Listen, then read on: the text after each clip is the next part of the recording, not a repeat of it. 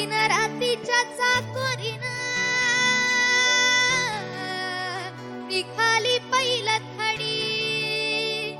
अंजीवा शिवाची बैल झड लाविल पैजाला आपली कुळ